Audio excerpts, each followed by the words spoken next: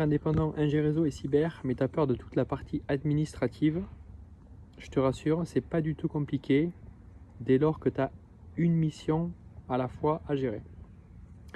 Je t'explique, je suis passé freelance il y a maintenant quelques années. Et dès lors que tu travailles avec un client en mission longue, donc globalement ton objectif ça va être de travailler avec un client pour quelques mois, idéalement plus d'un an, entre 1 an et 3 ans pour être tranquille. Bien qu'évidemment les missions sont des missions renouvelables de 6 mois, mais les clients cherchent des ingénieurs pour un assez long moment, parce qu'il faut généralement gérer de longs projets. Donc concrètement, comment ça se passe la paperasse? Chaque jour, tu factures un certain TJM à ton client et à la fin du mois, tu vas faire le décompte de tous les jours travaillés. Globalement, il y a 20 jours ouvrés par mois, donc on va dire que tu vas facturer 20 jours pour le mois précédent.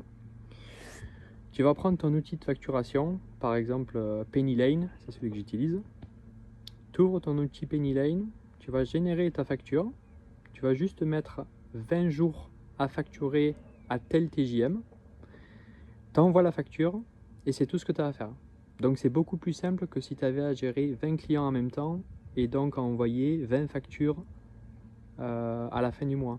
Là, tu as une facture à gérer tous les mois, donc ça prend à peu près 1 minute. Donc quand tu es freelance ingénieur réseau et cyber, il n'y a vraiment pas de difficulté administrative.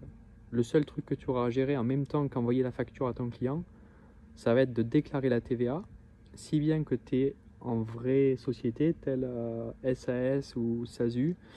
Mais si tu es en micro-entreprise, tu n'as même pas à déclarer de TVA jusqu'à un certain seuil. Donc tu n'auras même pas à te prendre la tête avec ça. Donc pas de souci, si tu veux passer freelance, tu vas commencer en tant qu'auto-entreprise.